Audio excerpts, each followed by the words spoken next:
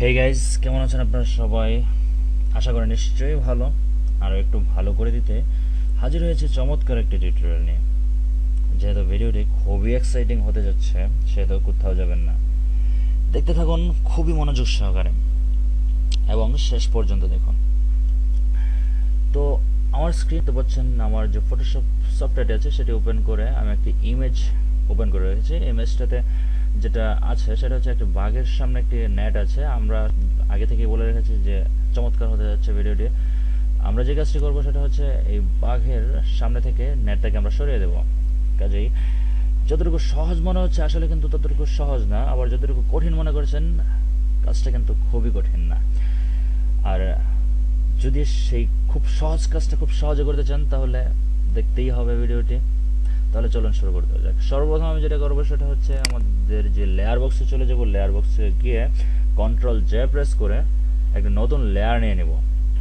দেখতে পাচ্ছেন নতুন একটি লেয়ার তৈরি হয়ে গেছে এবং এই লেয়ারটার উপরে আমরা যেটা করবো সর্বপ্রথম যে আমাদের এই নেটটা আছে, নেটটাকে আমাদের সিলেক্ট করতে হবে কোনো না কোনোভাবে। যেহেতু আমরা এটা ডিলিট করতে যাচ্ছি তাহলে এটা আমাদের সিলেক্ট করতে হবে। সিলেক্ট করার জন্য আমি ইউজ করব ব্রাশ টুল। ব্রাশ টুল ইউজ করে আমরা এখানে ফরগ্রাউন্ডে আমি কালার চেঞ্জ করে দেবো, কারণ হচ্ছে এখানে আমি এমন কালার নিতে হবে যেটা আমার ইমেজে নেই। যদি আমি এমন একটা কালার নিই যেটা ইমেজে আছে তাহলে অনেক সময় অনেক কাজের ক্ষেত্রে আপনারা হয়তো অনেক ঝামেলায় পড়তে পারেন। যদি আমি এখানে হোয়াইট কালার নেই তাহলে দেখা যাচ্ছে ইমেজের মধ্যে হোয়াইট কালার আছে, যদি আমি ম্যাজিক টুল দিয়ে সেটা সিলেক্ট করতে চাই তাহলে কিন্তু সেটা সিলেক্ট হবে না। তখন এই যে হোয়াইট কালারগুলো আছে সেগুলোর মধ্যেও কালারগুলো সিলেক্ট হয়ে যাবে। কাজেই আমার নেট সিলেক্ট হওয়ার যেতে আমার ইমেজেও কিন্তু কালারটা চলে যাবে, সিলেকশনটা চলে যাবে। কাজেই আমাকে যে কালারটা নিতে হবে সেটা হচ্ছে এমন একটা কালার যেটা কিনা ইমেজের মধ্যে নেই। সেটা আমি আগে থেকেই রেড কালার চুজ করে রেখেছি, তো ডিপ একটা কালার নিচ্ছি। তো তারপর যে কাজটা করতে হবে সেটা হচ্ছে আমাদের এইভাবে নেটটাকে সিলেক্ট করতে হবে। তো আমরা অনেক সময় যে কাজটা করি সেটা হচ্ছে অনেক সময় আমরা এই কিছুটা নেট হয়তোবা সিলেক্ট করার পরে সেটা মার্ক করে কপি করে অন্যটার উপর বসিয়ে দেব, কিন্তু আসলে না, সেই কাজটা আমরা করব না, কারণ এটা আপনার ঠিক অনুযায়ী কিন্তু নেটের উপরে বসবে না। তো আমরা যেটা করব সেটা হচ্ছে ম্যানুয়ালি আমরা এই নেটটাকে এইভাবে সিলেক্ট করে নেব। তো শুরু করে দিলাম নেট সিলেকশনের কাজ।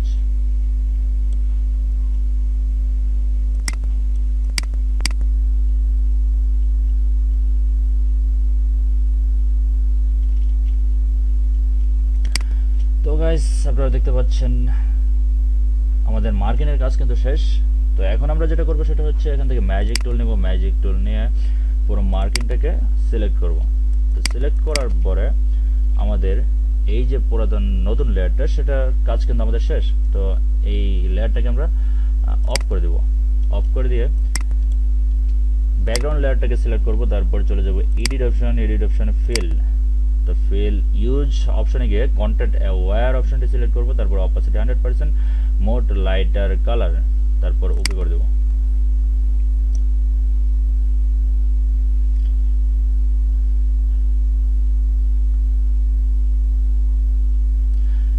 তো গাইস দেখতে পাচ্ছেন অলরেডি কিন্তু আমাদের যেই নেটটা ছিল সেটা কিন্তু চলে গেছে। তারপরেও কিছুটা অংশ যেটা আমরা জুম আউট করলে আমরা বুঝতে পারছি না যে আসলে কিছু বাকি আছে। তারপরেও যখন আমরা জুম ইন করছি তখন কিন্তু সেটা খুব সহজেই বোঝা যাচ্ছে যে এখানে কোনো একটা কিছু ছিল, নেট ছিল যেটা আমরা আউট করেছি। তো আমরা যেটা করব সেটা হচ্ছে আমাদের সর্বপ্রথম ফেসটাকে ক্লিয়ার করব। ফেস এবং চোখটাকে যখন ক্লিয়ার করব তখন কিন্তু আমাদের অনেকটা সহজ হয়ে যাবে এবং বুঝতে অসুবিধা হবে না যে এইটার মধ্যে কিছু ছিল না। কাজেই আমাদের যে ওই ব্যাকগ্রাউন্ডটা আছে, যে নেচারটা আছে, নেচারের মধ্যে যেটা আছে সেটা কিন্তু আসলে বোঝা যায় না। তো আমাদের যেটা করতে হবে সেটা হচ্ছে সর্বপ্রথম আমরা এখান থেকে ক্লোন স্টাম্প টুল যেটা সেটা আমরা ইউজ করব। ইউজ করে আমাদের কপি করব ফার্স্ট টাইম, কপি করে পেস্ট। এইভাবে আমরা এই কালারটাকে আমরা মুছবো।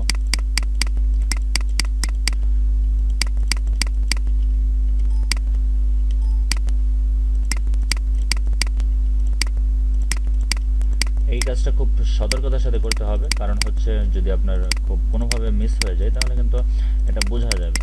আর আমরা যেটা করছি সেটা হচ্ছে খুব ভালোভাবে দৃষ্টিগোচর করার জন্য, যেটা ভালো দেখানোর জন্য ভালোভাবে কালারটা যাতে ফুটে ওঠে সেই ব্যবস্থা করার জন্য আমরা যেহেতু এই কাজটা করছি সেহেতু যতটুকু সম্ভব সেটাকে লাইট করতে হবে এবং যাতে বোঝা যায় যে এটা মধ্যে কোনো নেট ছিল না সে অবস্থায় আমরা নিব।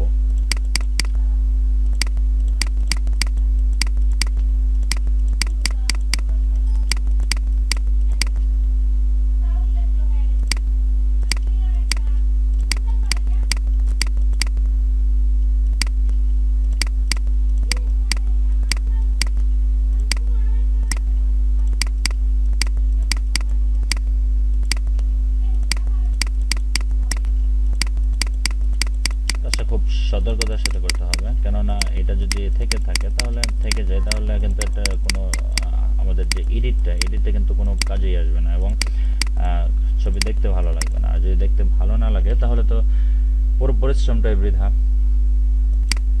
আমরা মোটামুটি আমাদের ফেসটাকে ক্লিয়ার করে ফেলেছি। তো আমরা এই মুহূর্তে যেটা করব সেটা হচ্ছে আরেকটু খেয়াল করে দেখে নিই যে আসলে কোনো জায়গায় কোনো কিছু বাদ আছে কিনা, যেটা বাকি আছে সেটাও আমাদের করে দিতে হবে, কেননা আমাদের মেইন উদ্দেশ্য হচ্ছে প্রফেশনালি এই ইমেজটাকে রেডি করা।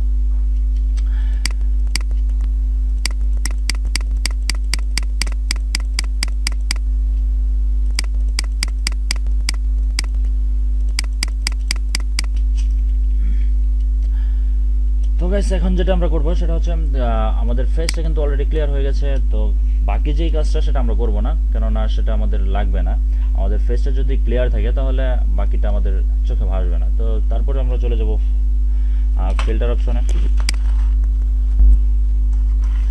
ফিল্টার অপশন থেকে আমরা ব্লার অপশনটি সিলেক্ট করব। ব্লার অপশনের টিল্ট শিফট, তো এরকম একটি অপশন চলে আসবে যেটাতে আমরা মুভির ইমেজটাকে ব্লার করতে পারবো। তো এভাবে রোটেট করে নিয়ে আমাদের যে ফেসটা আছে ফেসটাকে খুব সুন্দর করে সিলেক্ট করে নেব। তারপরে বাকি যেটা আছে সেটা আস্তে আস্তে কমিয়ে দিব। তো এটা রাইট সাইড এবং এটা লেফট সাইডে টান দিয়ে নিয়ে যাব। তো আপনারা দেখতে পাচ্ছেন যে ক্রমাগতভাবে ছবির বাকি অংশটা কিন্তু ব্লার হয়ে গেছে।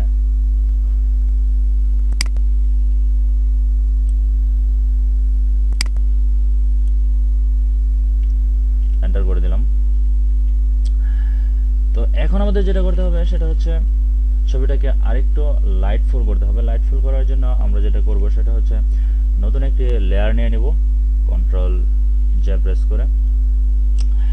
তারপর আমাদের কিবোর্ডে কন্ট্রোল শিফট ইউ প্রেস করব, কন্ট্রোল শিফট ইউ।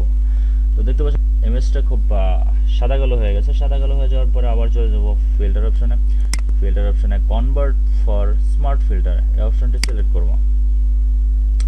তারপর আমরা চলে যাব আবারও ফিল্টার অপশনে। ফিল্টার অপশনে গিয়ে আদার্স, তারপর হাইপাস। হাইপাসে গিয়ে রেডিয়াসটাকে একদম জিরো করে দেবো। জিরো করে দিয়ে আবার আস্তে আস্তে বাড়াবো যাতে করে আমরা বুঝতে পারি যে কোন জায়গায় আমাদের ইমেজটাকে ভালো লাগবে। যেখানে গিয়ে আমাদের ইমেজটাকে ভালো লাগবে সেই জায়গায় স্টপ। ওকে, 7.8। ওকে, এখন আমরা চলে যাব ব্লেন্ডিং অপশনে। ব্লেন্ডিং অপশনে গিয়ে ওভারলে। তো ইমেজটার আগের অবস্থা এবং পরের অবস্থা দেখে অনেকটাই চমৎকার মনে হচ্ছে যে পরের অবস্থায় যে blending option high pass use করার পরে যেটা দেখা যাচ্ছে সেটা কিন্তু এখন আগের চেয়ে অনেকটা ক্লিয়ার। তো এখন যেটা করব সেটা হচ্ছে আমরা এই যে কন্ট্রোল প্রেস করে দুইটা লেয়ার সিলেক্ট করে তারপর কন্ট্রোল ই প্রেস করব। দুইটা লেয়ার কিন্তু একসাথে হয়ে গেছে এবং আমাদের ইমেজটা অলরেডি রেডি। তো এখন চলুন দেখা যাক যে আসলে আগের যে ইমেজটা ছিল সেটা কি অবস্থায় ছিল এবং এখনকার যে ইমেজটা। তো আমাদের যে আগের ইমেজটা এবং এখনকার ইমেজটার মধ্যে শতভাগ পার্থক্য, কেননা আগে এটার উপরে একটা নেট ছিল এবং সেটা এখন আর নেই। তো এই ছিল আজকের ভিডিও। যদি ভিডিওটা ভালো লেগে থাকে তাহলে অবশ্যই লাইক করবেন, বন্ধুদের সাথে শেয়ার করবেন এবং সাবস্ক্রাইব করতে ভুলবেন না। ধন্যবাদ।